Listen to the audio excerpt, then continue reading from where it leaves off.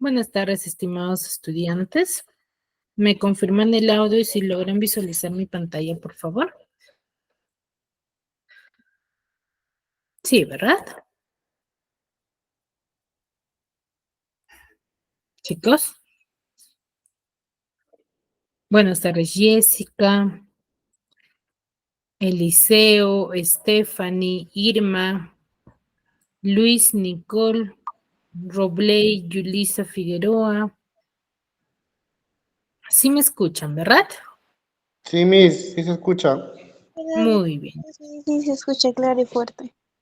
Muy bien, chicos, eso espero. A ver, muy bien, chicos, vamos a iniciar con la sesión del día de hoy, pero recordemos que hay algunas normas durante cada clase, mejor dicho, durante las sesiones que vamos a trabajar durante esta semana, ¿sí? Recuerden que la asistencia es registrada de acuerdo a la participación. No me gustaría que se queden callados o que estén o que no puedan, no activen su audio. Si tienen la oportunidad de activar el audio, actívenlo, por favor, ¿sí? Y participen. Ya me gustaría. Si tienen dudas, consultas, háganmelo saber para poder absolverlo. Sí, que la idea es que ustedes fallen ahorita, ¿no? Durante la clase. Ahora, si es que alguno de ustedes tiene dificultades y se encuentra en el trabajo pero sí se está conectando porque quiere escuchar las clases, ¿sí? Díganlo por el chat, ¿no? Miss, estoy en el trabajo, pero sí estoy escuchándole, ¿no? Para yo tenerle en consideración, ¿sí? Pero si yo consulto y no me responde, no voy a considerar que la persona no está o dejó solamente activado la clase, pero no está presente. Bien, chicos, sí, eso es lo que me gustaría, que sea una clase dinámica. Y ahora, para que no sea desordenada la participación, tienen aquí la opción de la manito, que puedan hacer uso de ello al momento de participar. Exacto, muy bien, Luis Alberto. Es esa Miss, manito. Miss, Dime. disculpe, mira, lo que pasa es que yo estoy en el trabajo y por eso un poco que no voy a poder participar en la clase a menudamente, no voy a estar escuchando, sí, porque yo manejo. Ay, no, no te preocupes, justo por ello, ¿no? Me gustaría que me lo digan porque, por ejemplo, durante la sesión yo quizás haga consultas o haga preguntas respecto a lo que les estoy hablando y justo le toca a Luis. Entonces, si Luis no me responde, por ejemplo, se va a quedar calladito. Entonces, me gusta saber eso, ¿no? Que ustedes están ahí presentes, pero que están en el trabajo. Por mí, no hay ningún problema. Mientras que yo sepa, excelente, ¿ya? No Ya, te gracias. preocupes, te voy a considerar, ¿ya? Muy bien, entonces dicho ello, vamos a iniciar la clase del día de hoy. Sabemos muy bien que llevamos el curso de comunicación, pero específicamente estamos desarrollando una de las ramas de la comunicación que es la literatura, ¿ya? La literatura. ¿Qué es la literatura? Estamos hablando sobre una literatura universal, ¿no? ¿Qué quiere decir literatura universal? Aquella literatura que ha trascendido, ¿ya? Que ha trascendido a nivel mundial, que se ha llegado a conocer en diferentes lugares, ¿ya? A eso se refiere, ¿sí? A diferentes lugares, no solo, por ejemplo, que digamos que el romanticismo surgió en Alemania y solamente en Alemania se conoce, no. Estamos hablando de un movimiento o de muchos movimientos literarios que han trascendido a nivel mundial, ¿no? Que se fundó o apareció en un lugar, pero que en muchos países se estudia, ¿ya? Sí, chicos. Muy bien. Entonces, dicho ello, hemos hablado ya de muchos movimientos literarios, ¿sí? Y vamos a hablar de uno más, ¿no? Que es el famoso Renacimiento. Pero para hablar del Renacimiento me gustaría que observen esta imagen. ¿Qué es lo que observan? ¿Qué es lo que pueden determinar de esta imagen?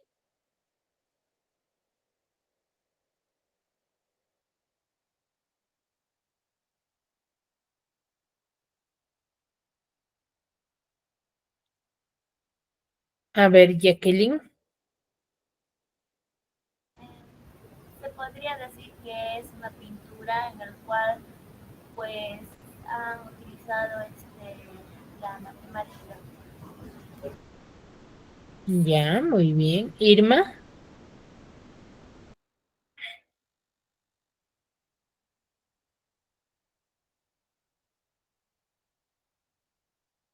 Irma Quiroz.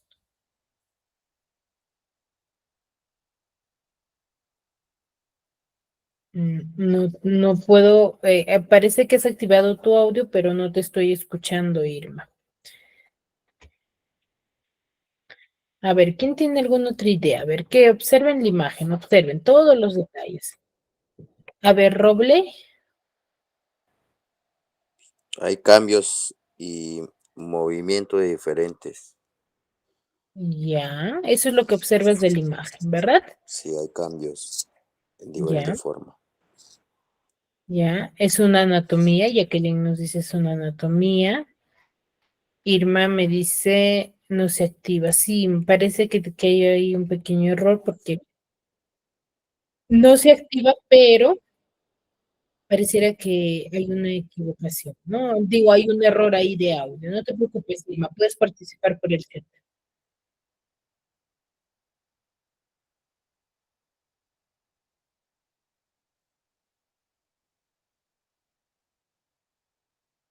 A ver, ¿alguna otra idea?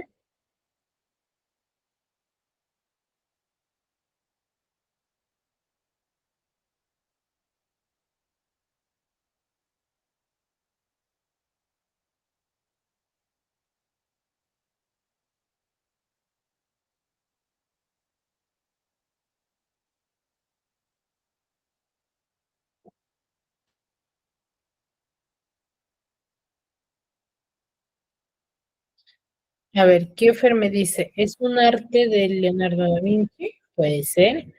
¿Es la figura como indica poder, movimientos? Ya. A ver, si bien es cierto, ahí vemos a un hombre, ¿cierto? Al ser humano, en todos sus, de forma física, pero solamente vemos a un hombre,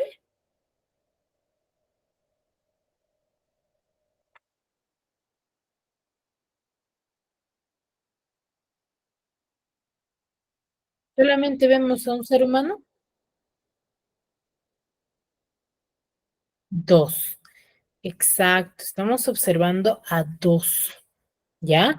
Entonces, pero que está dentro de un círculo, ¿ya? Entonces, la palabra renacimiento es renacer, evolución, ¿cierto?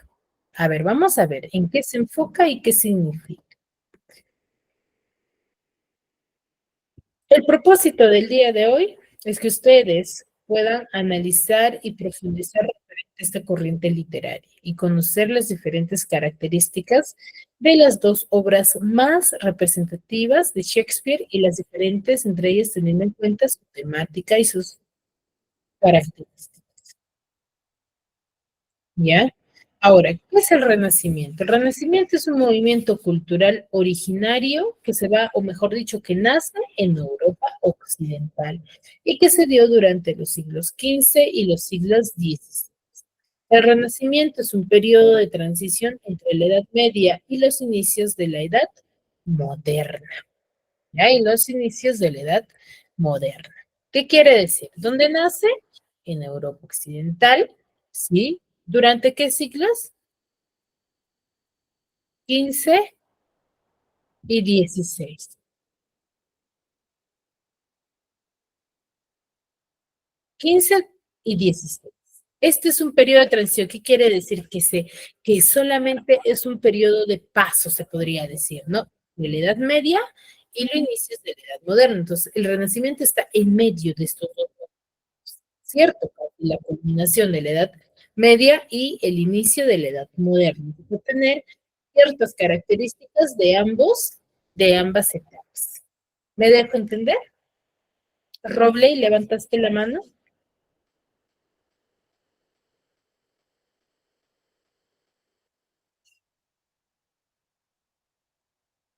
¿Me decía, profesora? No, levantaste la mano, por eso te consulté. No, no, no, profesora. Ay,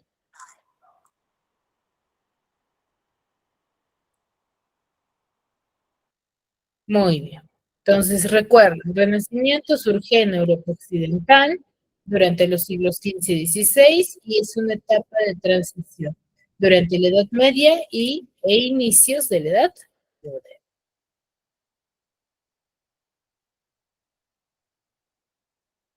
Ahora, ¿cuál es el origen? El origen del Renacimiento nace en la ciudad de Florencia, ¿ya? Específicamente en Italia, el cual es el fruto del humanismo, que va a determinar una nueva concepción del hombre. ¿Qué quiere decir? Una nueva forma de ver al ser humano y de ver el mundo interior, ¿no? Y sustitución del teocentrismo medieval por el antropocentrismo. El teocentrismo, ¿qué quiere decir sustitución? El de sustituir lo divino por el ser humano. ¿Ya?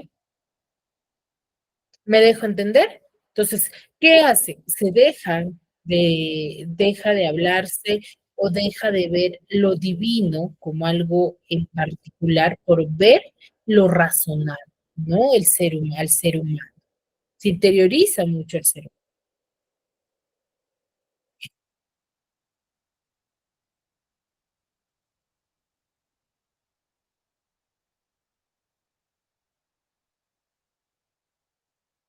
¿Sí? Ahora, dentro de ello, del Renacimiento, vamos a tener a diferentes representantes, donde sus principales exponentes se van a hallar en el campo de las artes. Recuerden que cuando nosotros hablamos de un movimiento literario, las características o antecedentes que se pueda mostrar no solamente se centra en la literatura, ¿sí? Sino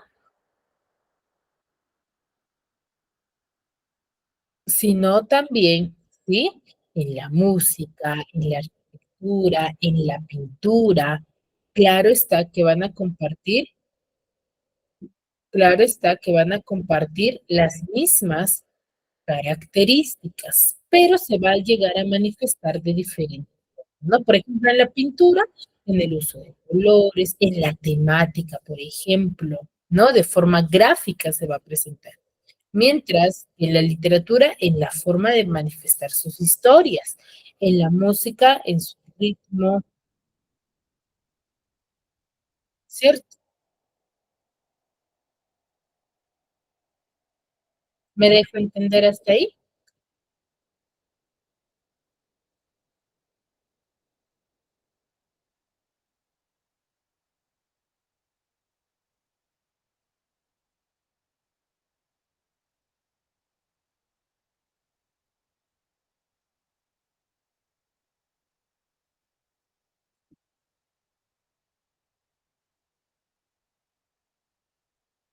Muy bien, muy bien. Si tienen consultas y dudas, por favor, háganmelo saber.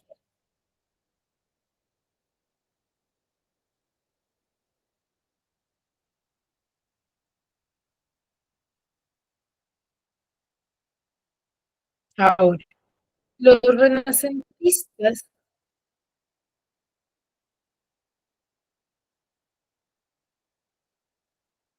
de la antigüedad y se va a aplicar como esta vuelta no a quizás manifestar los antecedentes, o mejor dicho, su historia somática, sino va a ser una vuelta a los valores de la cultura grecolatina, ¿ya? Y a la contemplación libre, a la naturaleza, ¿ya? Eso va a ser fundamental. Pues, la vuelta a la antigüedad se va a aplicar como una vuelta a los valores de la cultura grecolatina, ¿no? ¿Qué decir? De valorar los aspectos culturales o la costumbre que tenían los griegos, ¿no? Y contemplar libre a la naturaleza, ¿ya?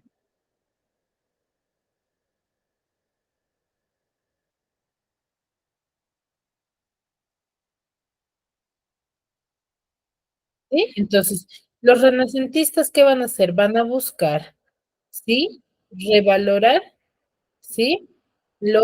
O la cultura las costumbres que se practicaba en lo greco, en los griegos.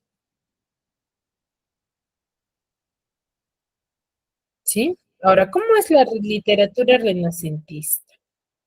Cuando hablamos de la literatura renacentista, vamos a manifestar o vamos a mencionar que dentro de sus primeras manifestaciones, ¿sí?, literarias, el Renacimiento van a surgir ¿dónde? Específicamente en Italia, que va a estar caracterizado por la recuperación humanista de la literatura clásica grecolatina, ¿ya? Entonces, la literatura renacentista, ¿dónde surge?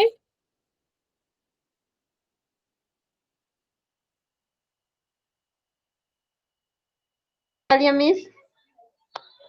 En Italia, que va a estar caracterizado por la recuperación humanista de la literatura clásica grecola.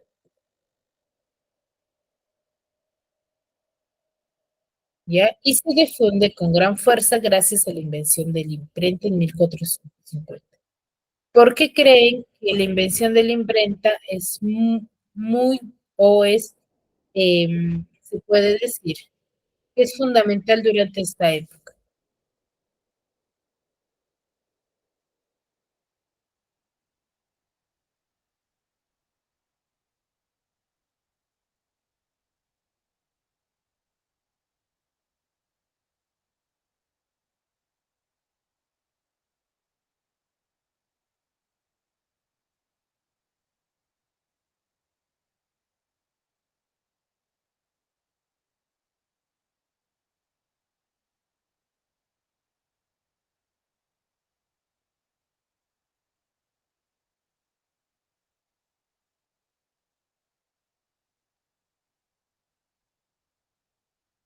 Chicos, ¿por qué creen que gracias a la imprenta se llega a difundir este movimiento literario mucho más que las demás?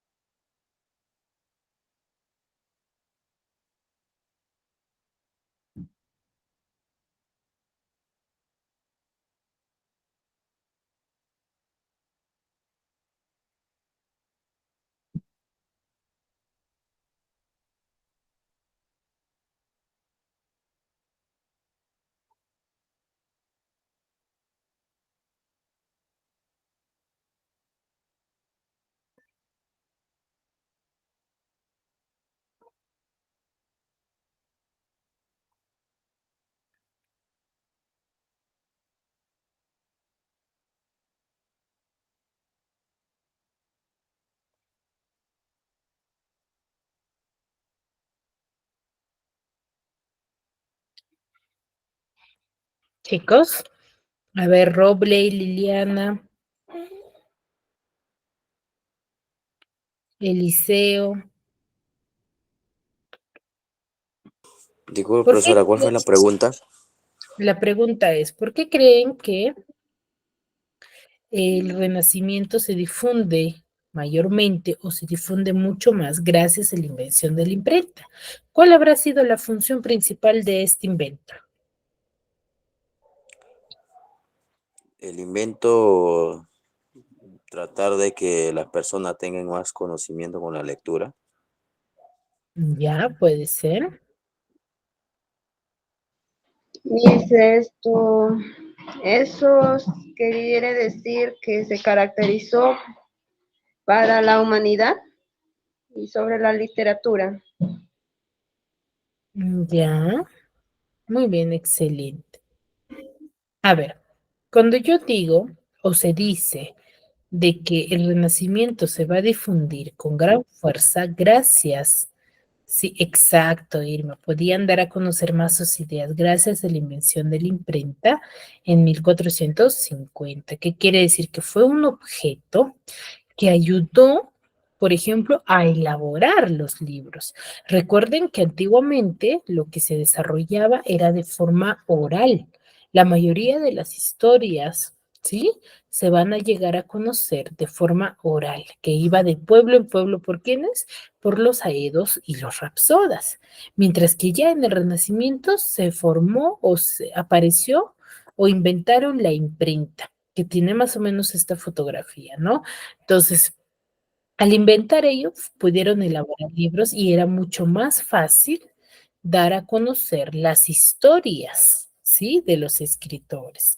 Sí, exacto, se extendió el conocimiento. Ya es por ello que el Renacimiento se desarrolla mucho más. Ya se difunde mucho más. Ahora, a este movimiento literario también se le va a conocer como el Deutsche Stil Nuevo, que en español se traduce como el dulce estilo nuevo, que es un tipo de lírica muy amorosa pero culta, que quiere decir en la forma de ver sus mensajes, que se va, o mejor dicho, de los términos que va a usar, que se desarrolla en Florencia en el siglo XIII. ¿Ya? ¿Dónde se desarrolla el Dolce Stil nuevo? Pues se desarrolla en Florencia en el siglo XIII, donde sus representantes van a ser Guido Guinizelli, Guido Cavalcani y Sino de Pistoia, ¿no? Son tres grandes representantes de este movimiento con el dulce estilo nuevo. Recuerden, ¿qué es el dulce estilo nuevo? Es un tipo de lírica. En otros términos se puede decir que es una poesía amorosa, pero culta, referente a los términos que usa, ¿no? Que se desarrolla en Florencia, ¿dónde queda? En Italia, durante el siglo XIII. ¿Qué características va a tener este movimiento? A ver, primero, sinceridad en la expresión de los sentimientos. Ya va a haber una sinceridad. Van a plasmar los escritores dentro de sus textos un mensaje sincero, ¿no? Tal y como ellos manifestaban o sentían referente a alguien o algo, ellos lo van a plasmar en su texto. ¿Ya? De esa forma. Ahora, el locus amoeus, ¿no? Que es un término literario que se refiere a un lugar idealizado, un lugar maravilloso, ¿no? Donde cada personaje se idealizaba, o mejor dicho, el escritor se idealizaba, ¿no? Que estaba de seguridad o de tranquilidad, que era un terreno bello, ¿no? De salvación, de tranquilidad, donde el escritor se sentía purificado, se podría decir, ¿no? Los textos van a estar llenos o este movimiento va a estar lleno de musicalidad, de suavidad, de elegancia y de eufonía, ¿no? En la expresión formal de su texto, ¿ya? El amor concebido como una experiencia trascendente va a poner en contacto al enamorado con la sabiduría. ¿Qué quiere decir? Que aquí el ser humano no solamente se va a centrar, o el escritor no solamente se va a centrar en lo subjetivo, ¿ya? En el sentimiento o en un pensamiento amoroso, sino también se va a centrar,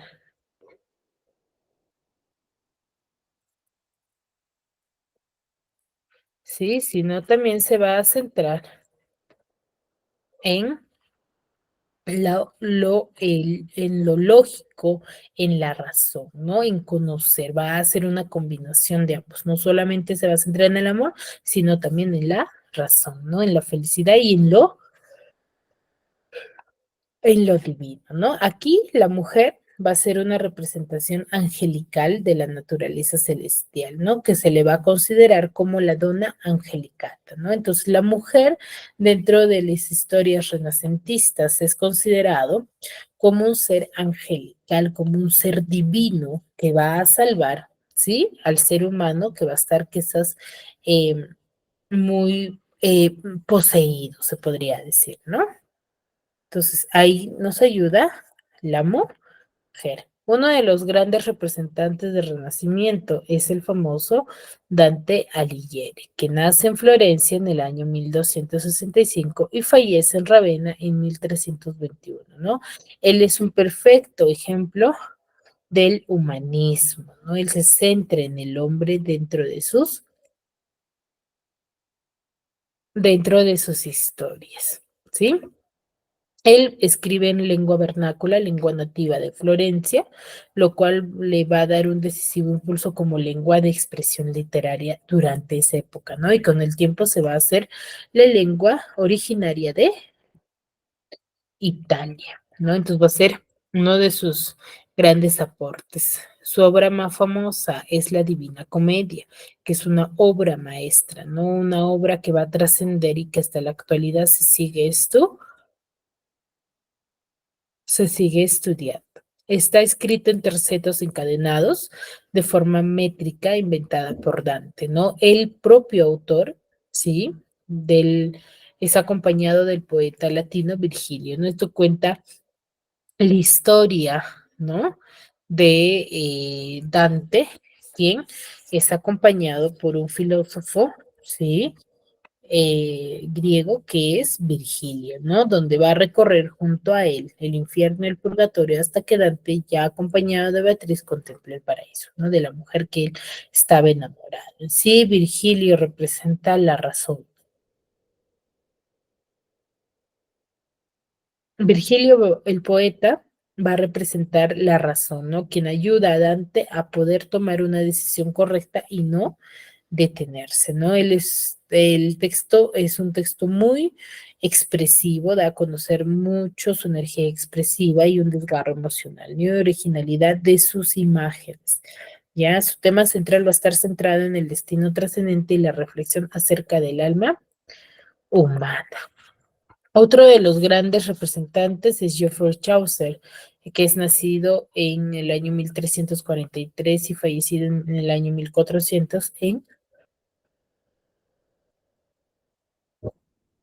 en Londres, ¿sí? Él es un innovador lingüístico, él profundiza o analiza la lengua y es considerado como el padre de la literatura inglesa moderna. Su éxito por el lenguaje va a ser visto como parte de la tendencia histórica de la época, ¿no? Que va a ser una creación de una literatura vernácula, no nativa, siguiendo el ejemplo de Dante en muchas partes de Europa. Entonces, es un seguidor más de Dante Alighieri.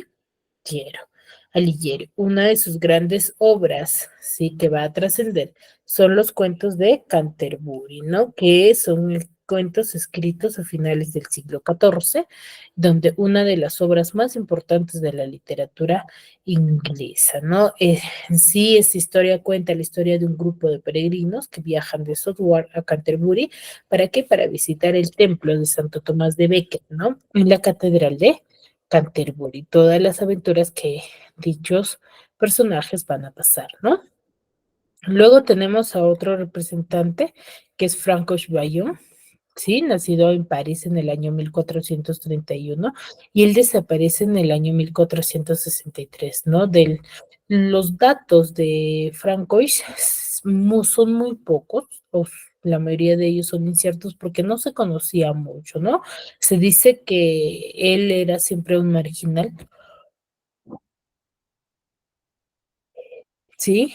Donde muchos estudiosos lo van a exaltar como el más ilustre, ¿no? El precursor de la poesía maldita, ¿no? Debido a su antecedente, ¿no? Que va a ser despreciado, que va a ser manchado, entonces él va a dar a conocer ello, ¿no? Él no renueva la poesía de su tiempo, sino que va a dar vida a nuevos motivos heredados de la cultura medieval, ¿no? Que él conocía muy a la perfección, ¿no? Y los va a animar con su propia y original personalidad, ¿sí?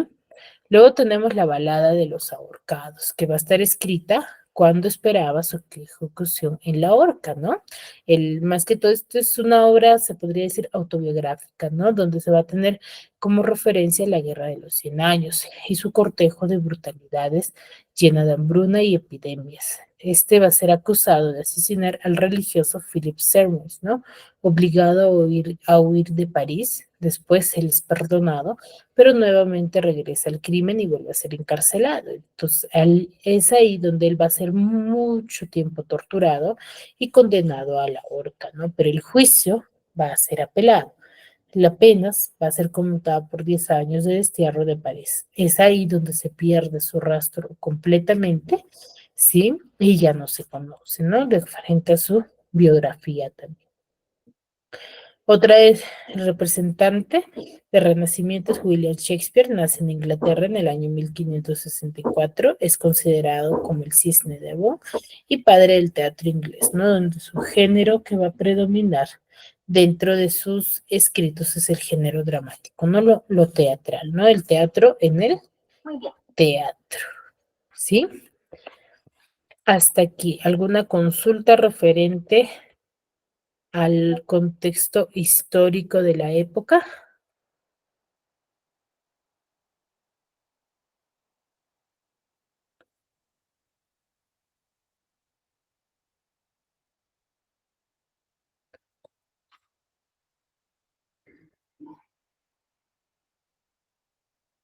Claro.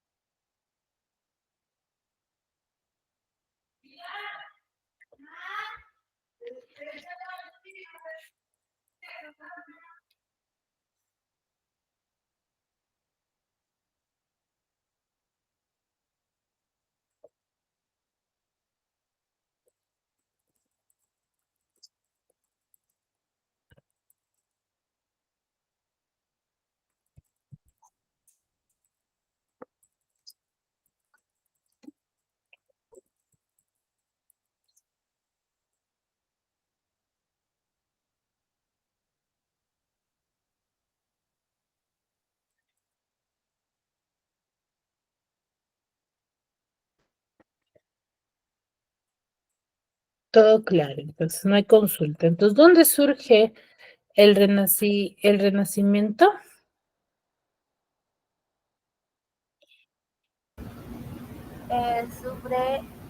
Surge en Europa. Específicamente, ¿dónde?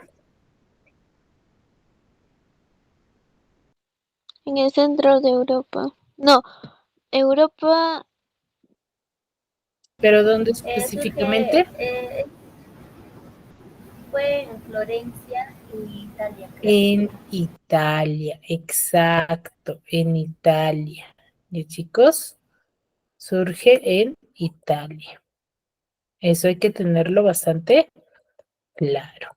Ya vamos a ver un pequeño video para que puedan comprender mucho mejor sobre la literatura renacentista. ¿Ya? ¿Qué tal, infolector? ¿Estás listo para descubrir el maravilloso mundo de la literatura en solo 5 minutos?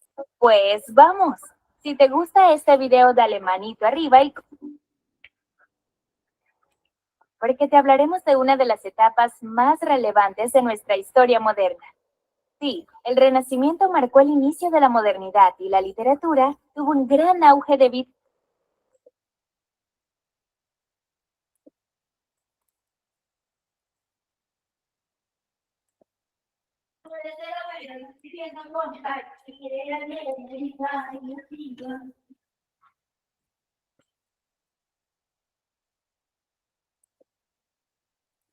Un momento, por favor.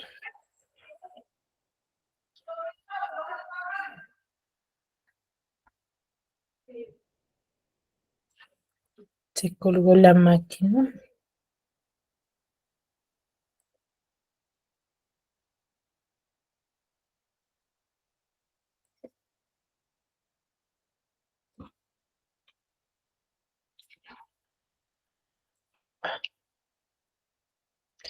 Se ha colgado, chicos. A ver.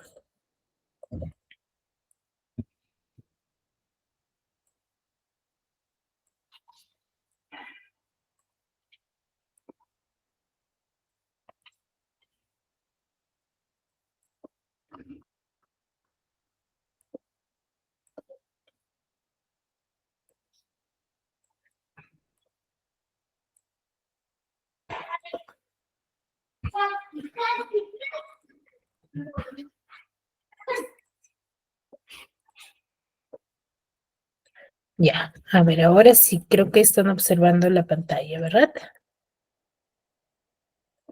Se me ha colgado la...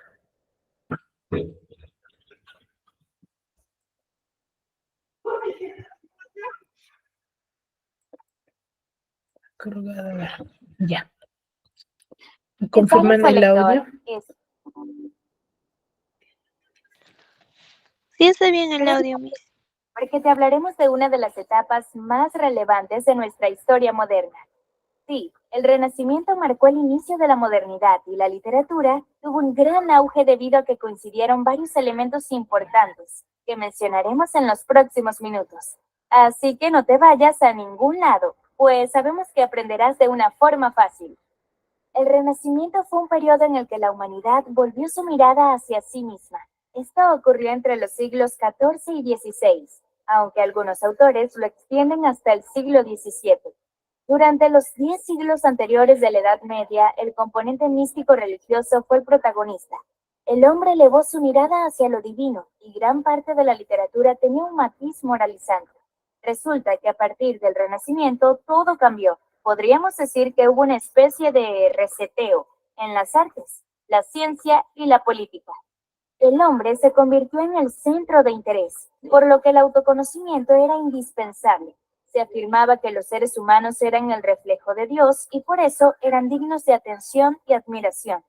En la literatura esto se expresaba en torno al tema del amor, un amor idílico, muchas veces platónico e imposible. Además, contemplar la perfecta naturaleza humana era motivo de regocijo. Quizás por eso hubo un retorno hacia lo clásico y a la cultura grecorromana, donde había una suerte de libertad y valores que estaban muy lejos de la tradición cristiana.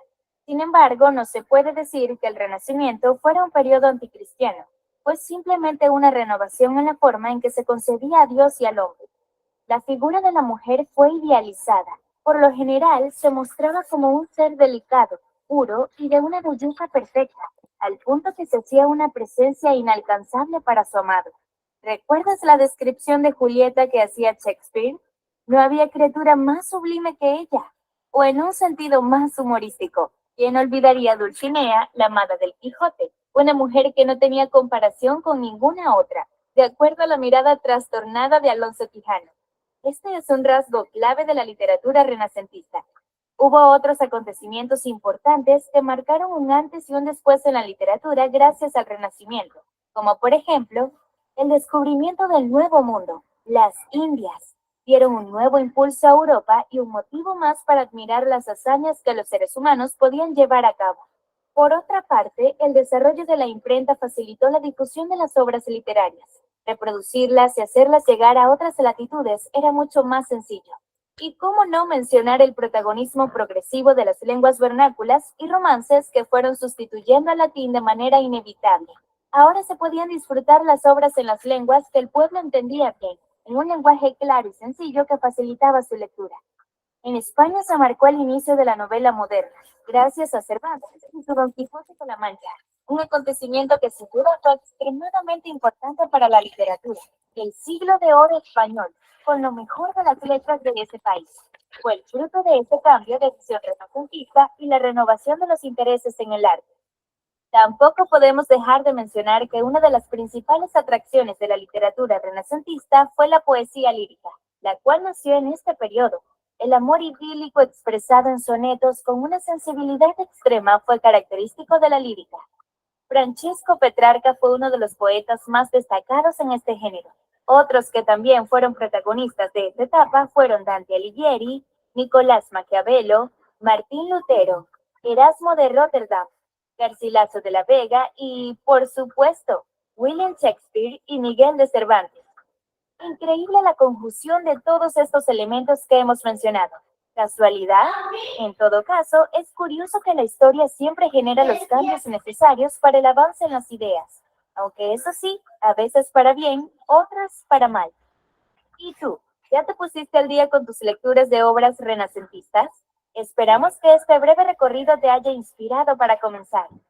Si te gustó esta información, escríbelo en comentarios. Muy bien, vamos a Muy empezar bien, chicos. Entonces, queda mucho más claro sobre los antecedentes y características de la literatura renacentista, que es fundamental conocerlos. ¿Ya? Muy bien, entonces uno de los grandes representantes, como hemos mencionado, es William Shakespeare, el cual cuenta con dos obras sumamente importantes, que son Romeo y Julieta y Hamlet, ¿no? Romeo y Julieta es una obra que nos va a narrar el amor puro, no es una tragedia de 5 actos en el cual se va a hablar sobre la pasión juvenil que va a sobrepasar todos los dilemas sociales de la época entre las familias enemigas, ¿no? Que son los Capuleto y los Montesco. Sí, aquí Romeo va a conocer a Julieta en una fiesta en la casa de ella y a partir de ese momento que él la ve, va a quedar prácticamente flechado, ¿no? Sí, se puede decir que al momento de ver es un amor a primera vista, ¿no? Donde Romeo y Julieta se van a casar en secreto y después vienen las muertes de Mercurio y Teobaldo, con el cual Romeo va a ser el involucrado, ¿sí? Y es desterrado del lugar, ¿no? Entonces, al ser desterrado, va a cumplir, ya no va a poder ver a Romeo, a Julieta. En base a que ya no puede ver a Julieta, él van a planificar, ¿sí? Una dinámica, o mejor dicho, van a planificar una supuesta muerte, pero esto lo planifica solamente Julieta.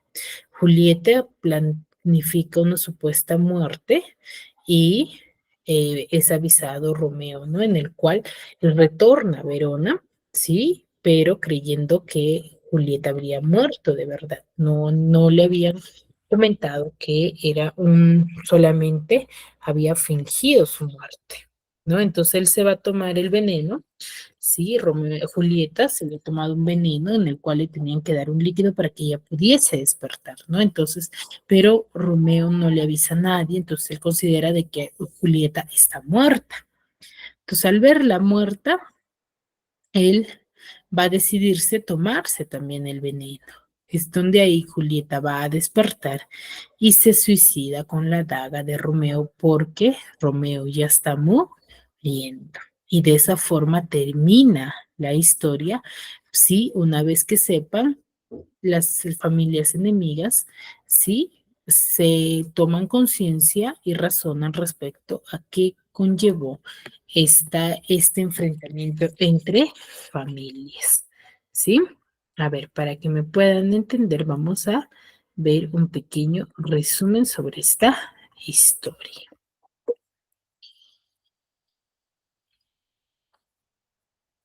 En Verona, una ciudad del interior de Italia, vivían dos familias que se odiaban entre sí. La enemistad venía de lejos y sus diferencias parecían irreparables. Eran los Capuleto y los Montesco. Lo que ninguno se esperaba era que sus descendientes se enamoraran. Romeo, hijo de los Montesco, se había fijado en la hija de los Capuleto, aunque no había tenido oportunidad de conocerla.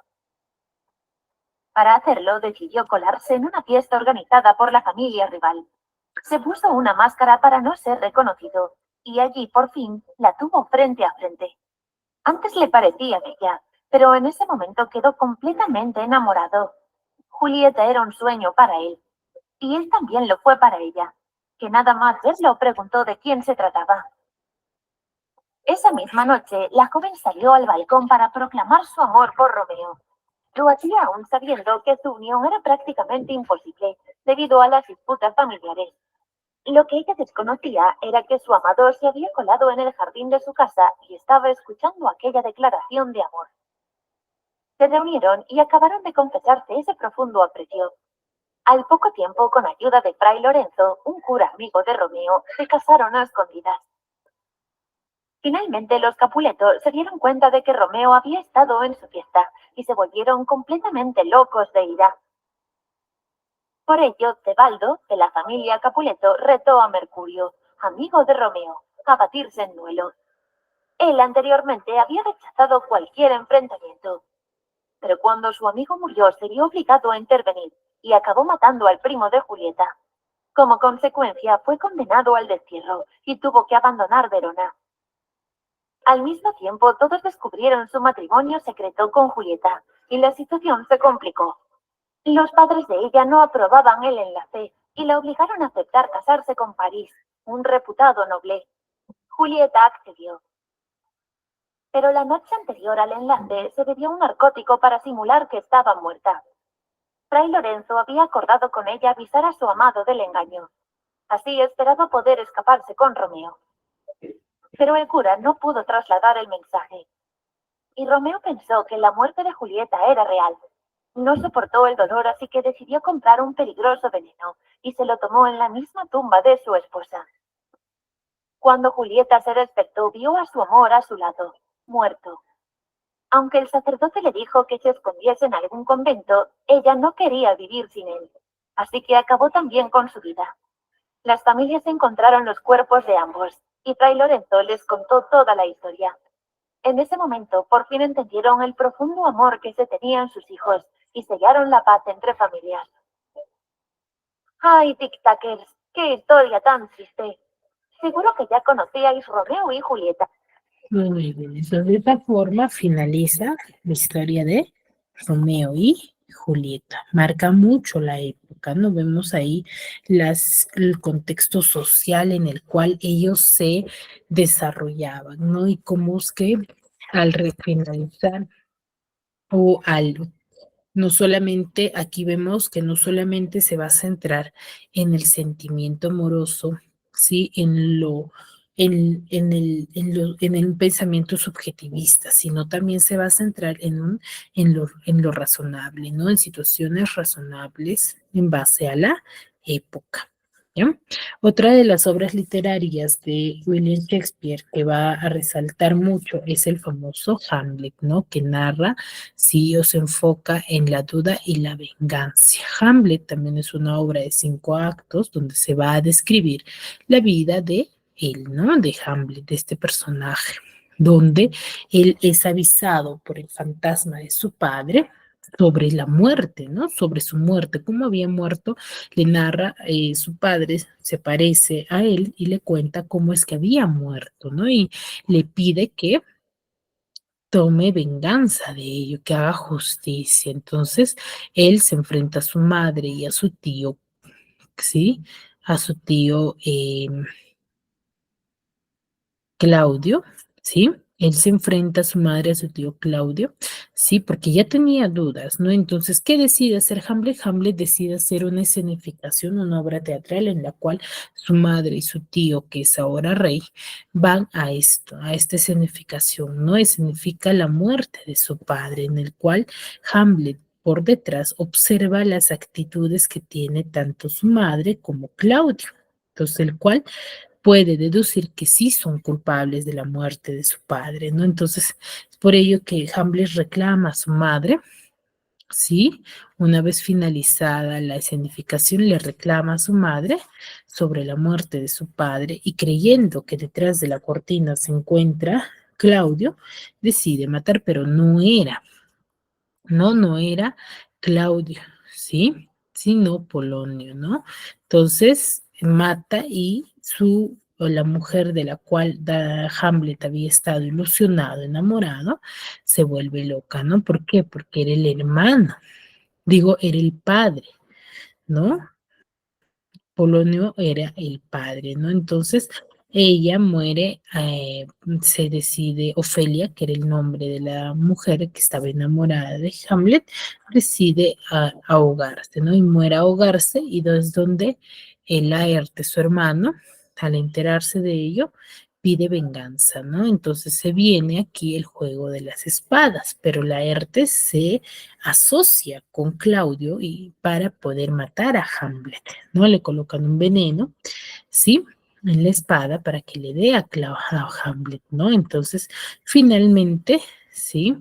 Muere Laertes, ¿sí? Con esta espada, Gertrudis, que es quien se toma el vino con veneno, y Claudio, ¿sí? Que es también matado con su propia estrategia, ¿no? Entonces, a la llegada de Fortinbras de Noruega, va a descubrir que él se quedaría con el trono de Dinamarca, ¿no?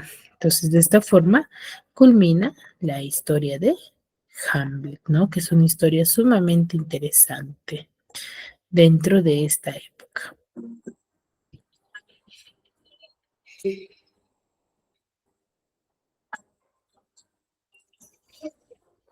Elsinor, Dinamarca, siglo XIV o XV. El rey ha sido asesinado y su esposa se ha casado con Claudio, hermano del soberano. Es de noche y los centinelas hacen guardia en el castillo de Elsinor. Con ellos aparece Horacio, mejor amigo de Hamlet, hijo del rey asesinado. Los centinelas intentan convencer a Horacio de de que han visto al fantasma del rey cuando éste se aparece de nuevo. Más tarde, Horacio se lo cuenta a Hamlet y éste decide ir al lugar de las apariciones para verlo él mismo. El fantasma del rey se presenta ante Hamlet y le cuenta que su tío Claudio, o tío de Hamlet, lo asesinó vertiendo veneno en su oído mientras dormía. Por último, pide a su hijo que vengue su asesinato. Tras el encuentro, el príncipe duda si ha sido real. A su vez, Polonio, el chambelán, y su hijo Laertes prohíben a Ofelia su relación con Hamlet, ya que este es el príncipe y no debe estar con el joven. Esta obedece. Mientras, en el palacio se siente la preocupación por la invasión de Noruega liderada por Fortinbras. Además, el rey y la reina están intranquilos por el comportamiento de Hamlet. Claudio utiliza a dos amigos de Hamlet, Rosenkrantz y Guildenstern, para que averigüen qué le ocurre al joven. Hamlet lo recibe cortésmente, pero descubre que se trata de un engaño. A Ofelia también le alarma el extraño comportamiento de Hamlet, ya que éste entró en su habitación y se quedó mirándola sin decir nada. Polonio llega a la conclusión de que la causa de la locura de Hamlet es un éxtasis de amor e informa a los reyes. Después, Polonio y el rey Claudio espían a Hamlet cuando habla con Ofelia pensando que están solos. Ofelia le devuelve unas cartas que Hamlet le envió. El príncipe se pone furioso y le insiste para que se marche a vivir a un convento. Drama, vaya. A su vez, Hamlet no deja de pensar en el fantasma, por lo que decide recrear en una obra de teatro el asesinato de su padre. Toda la corte va a ver la obra, y cuando llega la escena del asesinato del rey, Claudio se inquieta y se retira del lugar abruptamente, demostrando su culpabilidad. Claudio, temiendo la locura de Hamlet, decide enviarlo a Inglaterra. Antes, la reina se reúne con su hijo para tratar de comprender su conducta. En esta conversación, Polonio se oculta tras una cortina para espiar y contárselo a Claudio. Hamlet reprocha a su madre el matrimonio con su tío. En ese momento escucha un ruido detrás de la cortina y, pensando que es el rey, lo apuñala, causando la muerte de Polonio. Después aparece el fantasma y Hamlet le habla. Sin embargo, la reina no puede verlo ni oírlo y asume que el príncipe está totalmente loco. Finalmente, Hamlet se lleva el cuerpo de Polonio y lo oculta. Más tarde, parte hacia Inglaterra. Ofelia enloquece y comienza a desvariar y cantar, mientras su hermano Laertes regresa de Francia para vengar la muerte de su padre. Claudio delata a Hamlet. En ese momento llega una carta de Hamlet en la que cuenta que su barco fue atacado por piratas, por lo que ha retornado a Dinamarca tras ser liberado. Por este motivo, el rey y Laertes planean una pelea contra Hamlet, en la que Laertes tendrá una espada envenenada para así tener más posibilidades de matarlo. En caso de que fallara, Claudio ofrecerá a Hamlet una copa de vino envenenada. Luego llega la reina para informar de que Ofelia se ha suicidado ahogándose en un río. Tras el entierro de Ofelia, en el castillo, Hamlet cuenta a Horacio que encontró una carta de Claudio en la que mandaba matarle al llegar a Inglaterra, pero él la modificó pidiendo la muerte de Rosenkrantz y Guildenstern. Un cortesano corta la conversación informando a Hamlet sobre el duelo con Laertes. En el duelo, Laertes hiere con su espada envenenada a Hamlet, pero este sigue luchando. Luego se intercambian las espadas y Hamlet termina hiriendo a Laertes con su propia espada envenenada. A su vez, la reina Gertrudis muere al beber por error la copa envenenada. Laertes, arrepentido, confiesa a Hamlet que la trampa del vino la ideó el rey. Hamlet, encolerizado, por fin y le hace beber de su propio veneno, cumpliendo la venganza que anhelaba su padre. Hamlet, antes de morir, le pide a su fiel amigo Horacio que cuente la verdad sobre lo sucedido y que declare al príncipe Fortinbras heredero del trono. Este se presenta tras la muerte de Hamlet y ofrece un funeral militar en honor a Hamlet. La traición, la venganza, el incesto y la corrupción moral son temas básicos en esta obra. Muy bien, chicos. Entonces, aquí también en esta obra literaria podemos ver esta evolución de la temática sobre el amor, ¿sí? Sobre aspectos sociales de la época y la razón, ¿no? Cómo es que se desarrolla y se hacía justicia, ¿no? ¿Alguna consulta, alguna duda hasta aquí? ¿O todo claro? Todo claro, Miss. Muy bien, chicos. Si no hay dudas, no hay consultas, nos quedamos aquí y nos vemos la siguiente clase. Cuídense mucho.